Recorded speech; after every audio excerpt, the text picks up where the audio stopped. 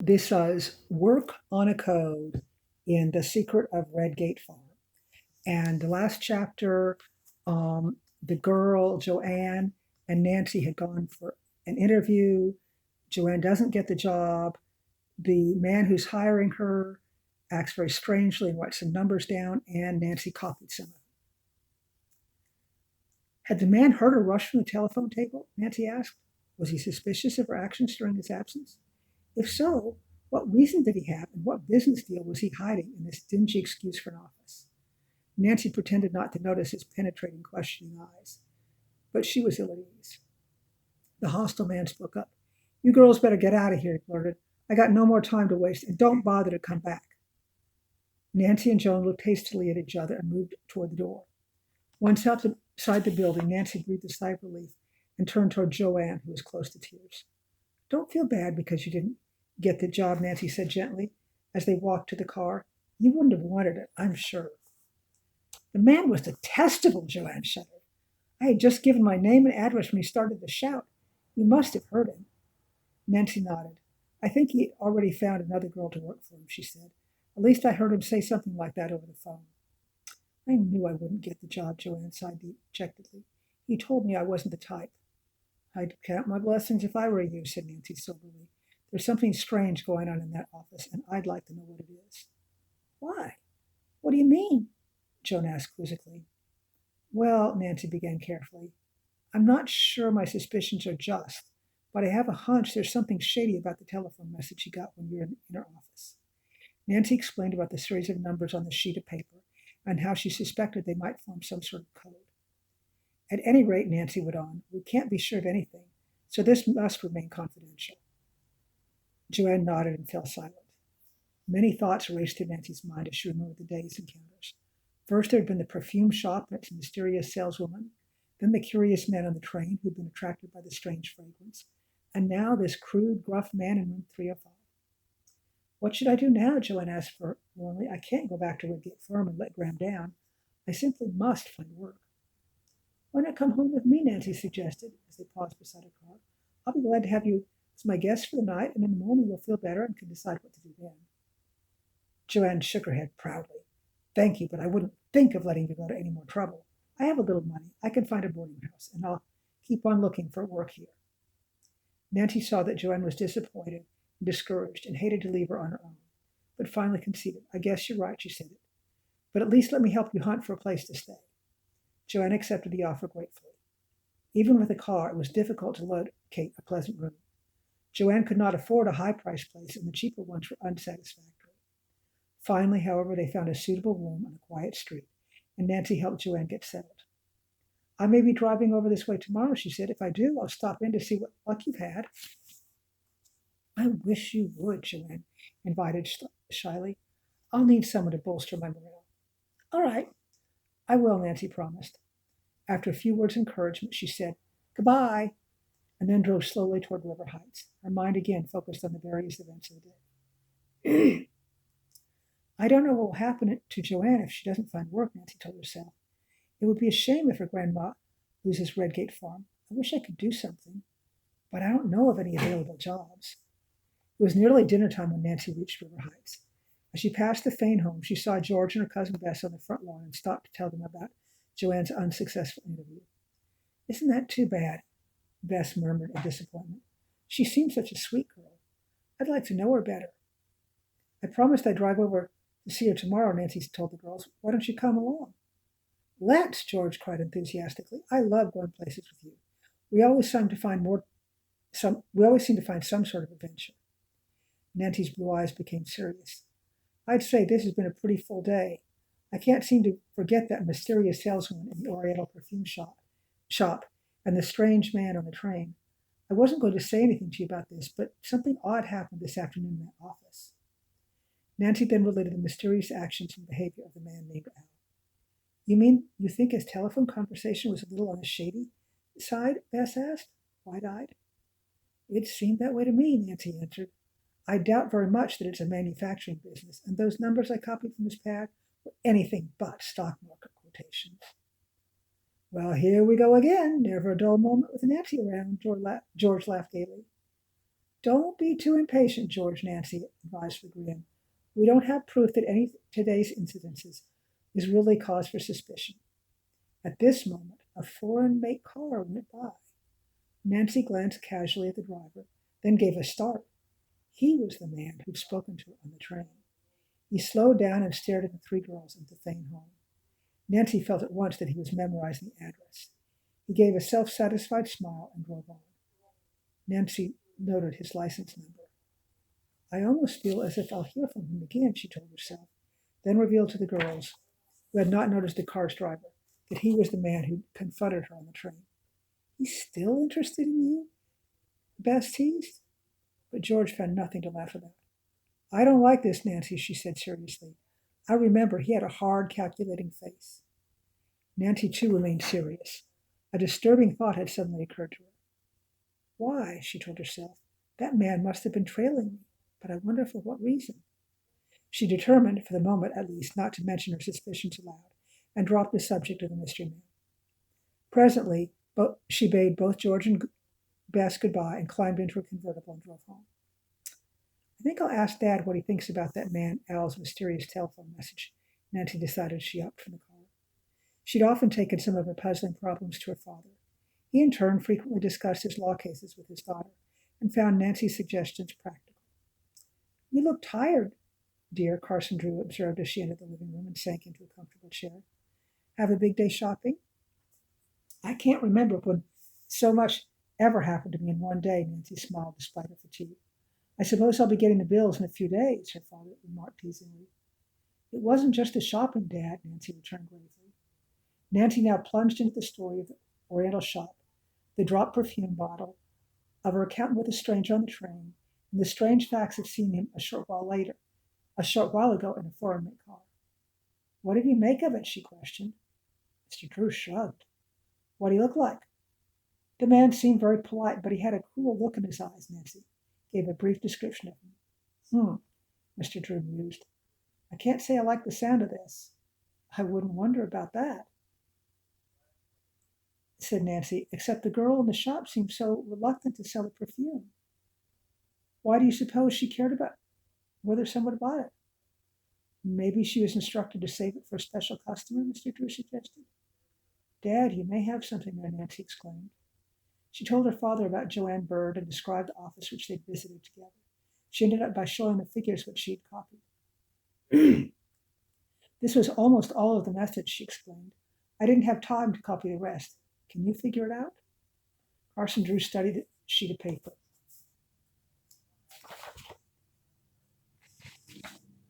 I'm not an expert on codes, he said finally, but I suspect this might be one, since the man lied in saying those figures are market quotations.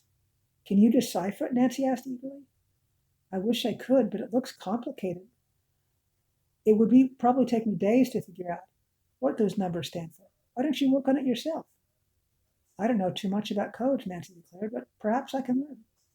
I have a book you might use, her father offered. It may not help much since every code is different. Still, all codes have some features in common. For instance, in any language, certain words are repeated more frequently than others. If you can figure out a frequency table, then look for certain numbers to appear more often than others. You may get somewhere. I'd like to try it, Nancy said eagerly. This will be a good test for your sleuthing mind, her father said teasingly. If you don't figure out the code, you can always turn this paper over to an expert. Not until I've had a fighting chance at it, anyway. Myself, Nancy answered with spirit. I'd really like to help you with this mystery, her father said, but I'm so tied up with this Clifton case I just can't tackle anything else right now. Immediately after dinner, Mr. Drew retired to his second-floor study to work on his law case. Nancy went to her bedroom to read the book on the codes. When she finished, the girl detective took out the sheet on which she had copied. And there it is. There's the codes. And are those upside down and backwards for you? I hope not. But I have a bad feeling they are.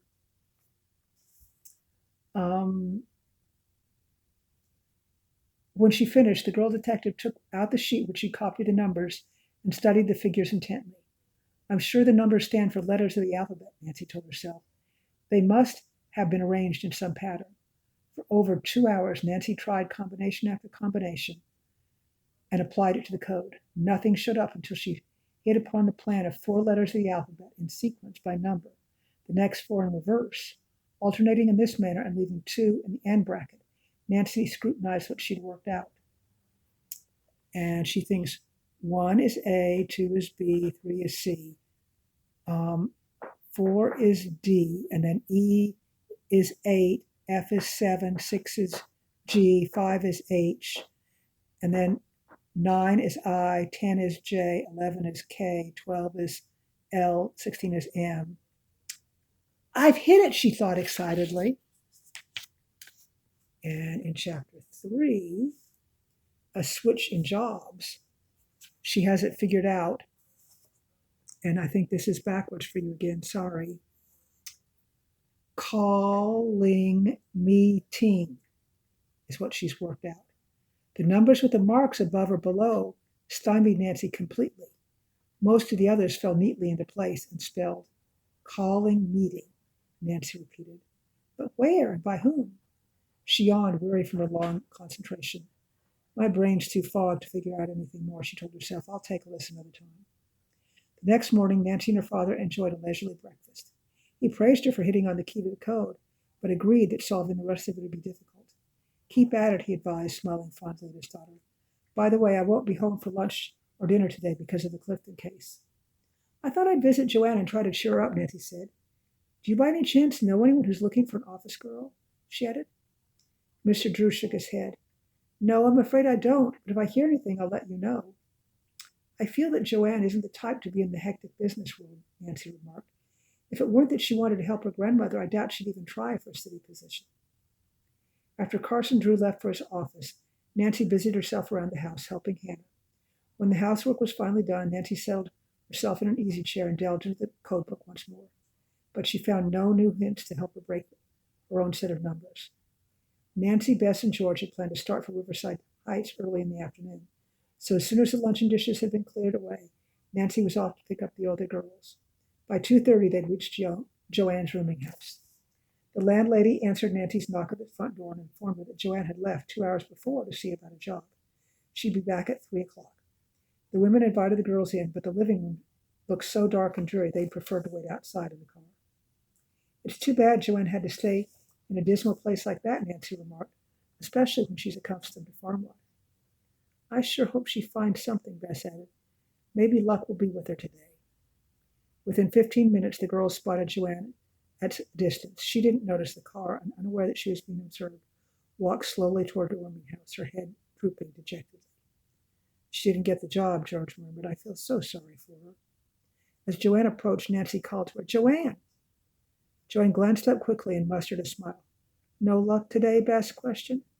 None at all, Joanne answered with a sigh. She came over to the car and stood leaning against the door. I tried half a dozen places, but I couldn't land a thing. I'll just have to try again tomorrow. In the face of such spirit on Joanne's part, the girls could do nothing but encourage her, though secretly they feared she'd have no better luck the next day. How about coming for a short ride, Nancy invited. Oh, I'd love it, Joanne accepted eagerly. It's so hot and stuffy in my room. She hesitated, then added, Of course, I guess it is everywhere these days. Nancy took the road that led out of the city, and soon they were driving past cultivated fields of corn and wheat. Gradually, Joanne became more cheerful. It's so good to be out in the country again, she declared, gazing wistfully toward a farmhouse nestled in rolling hills. That place looks something like Redgate Farm, only not half so attractive. I wish you all could visit me there sometime. So do we, Nancy said enthusiastically. Wouldn't it be wonderful to hike over hills and breathe in the fresh, clean air?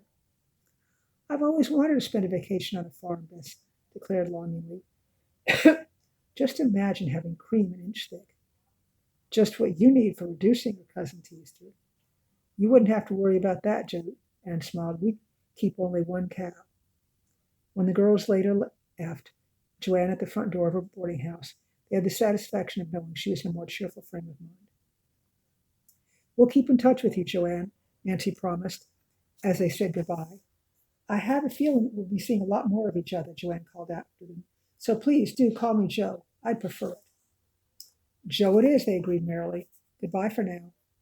Nancy and her friend had just started back to River Heights when Nancy checked her gas gauge and decided to stop at a filling station. The girls were idly watching passers-by when suddenly a young woman with mincing steps because of her extremely high heels attracted Nancy's attention.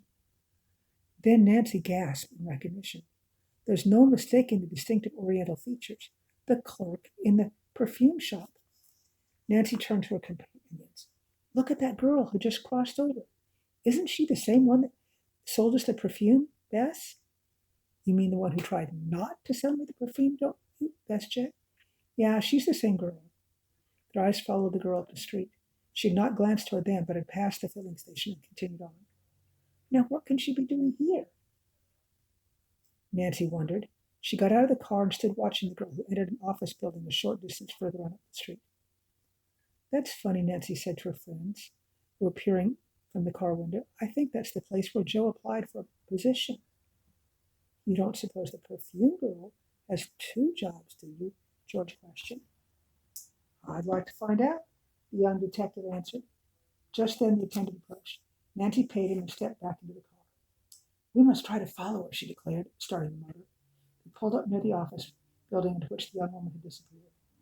You two wait here and keep watch, Nancy said. If I'm not back in a few minutes, you'd better come and see what's going on. Aye, aye, sir, George said mockingly. We're at your service. But be careful. Nancy alighted, hurried up the street, and went into the building. The halls were deserted. Evidently, the girl had gone into one of the offices, but which one? As Nancy stood uncertainly staring up and down, she spotted a handyman coming down the corridor. Did you see a girl come in the building just a moment ago? She inquired. Oriental? The man demanded, resting on his broom. Nancy nodded eagerly. Yes, she looks rather Oriental. Oh, you mean Yvonne Wong? Do you know her? Nancy asked, thinking that with the name Yvonne, the girl was probably part French. No, but I heard the man she works for, with a loud voice and a swell clothes, call her by that name. She works here? Nancy inquired in surprise. Guess so. She must be a new girl. Came here yesterday. I see, Nancy murmured, thinking Yvonne Wong had managed a rather sudden change of jobs. Could you tell me in which office she works? The question evidently had begun to annoy the handyman. In 305, if you're so interested, he said brusquely. Why don't you go in and ask her what you want to know? Thank you, Nancy responded with a polite smile, turning away. I won't trouble you any further. Nancy had only taken a few steps when she thought of one more question and came back. By the way, she said in a casual voice, what sort of office is 305? The man regarded her suspiciously. How should I know? He demanded bluntly. They don't pay me to go sticking my noses at other folks' business. I got my own work. Nancy could see that she was not going to learn any more from the man, so she left the building and joined Bess and George, who were waiting anxiously at the door. Well, what did you manage to find out? Bess queried as the three girls walked toward the car. Quite a bit, Nancy answered meditatively. She was certain she could not have been mistaken. Yvonne Wong was the same girl who only yesterday had waited on them in the Oriental shop. Why had she changed positions? Well, George broke into thoughts, don't keep us in suspense.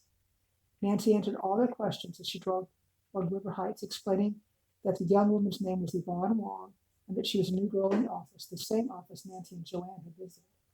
But what about Yvonne's job in the Oriental perfume shop? Asked George. I don't know, Nancy admitted. And the handyman wouldn't give any indication as to the type of business it was. Nancy recalled the strange telephone call which had been made while she and Joanne were in the office. She distinctly remembered that some mention had been made of a girl who had been found for the position, and that the man who called himself Al had said that one couldn't be too careful. I wouldn't be so suspicious about Yvonne, Nancy added, except I have a feeling she didn't get the job by chance. She must have been chosen because she was especially suited to the situation, whatever it is. There's something underhanded about the whole thing, but we haven't much to go on, Bess declared. Nancy agreed. Some clue may turn up. Anyway, we have Joe to thank for the time being. Joe to think about for the time being. It was getting dark as Nancy dropped off Bess and George at home. It rained so hard the following day that Nancy stayed indoors and tried to figure out the remaining symbols of the code. Using the same alphabetical key, 1, 6 was M, 5 equaled H, 2 with a little tilde over it could be B, and 1, 8 stood for R. M-H-B-R, Nancy pondered. That doesn't make any sense. Perhaps those marks over and under the letters are a second code, she reasoned. If only I could decipher them, I might know who's calling what meeting and where. The next morning, a bright sun shone. When Nancy was busy with chores around the house, the phone rang and she went to answer. Hello, Nancy, said a quiet voice. This is Joe. How are you? Oh, Joe, I'm fine, Nancy replied eagerly. Did you find a job? She asked hopefully.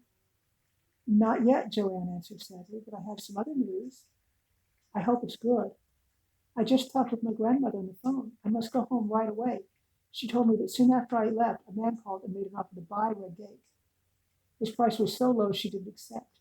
He was very persistent, though, and gave her 5 days to think it over. Yes, Nancy prompted. Well, the other girl went on. In the meantime, grandmother decided to try raising money by taking in boarders. She placed an ad in the paper that same day. Good for her, Nancy exclaimed. Has she had any replies? No, Joanne said wearily. Even though the ad hadn't run very long, Graham's discouraged. I'm afraid she's changed her mind and intends to take the man's offer. She said he's coming to Redgate tomorrow at 5 o'clock and bringing her papers to sign. There was a pause, and then Joanne burst out. Nancy, I just can't let Graham go through with it. And if I'm not there, she'll accept the man's offer. She mustn't give up Redgate Farm yet. That's why I must get home and persuade her not to sell. By all means, Nancy agreed. I suppose you'll take the train to Round Valley in the morning? That's the horrible part, Nancy, Joanne said dejectedly. I'll only have enough money for train fare halfway there after I pay my room rent. No need to do that, Joe said Nancy easily. We'll get your bags packed and be ready to leave at 10 o'clock tomorrow morning. So another time, I'll read the next chapter. Bye.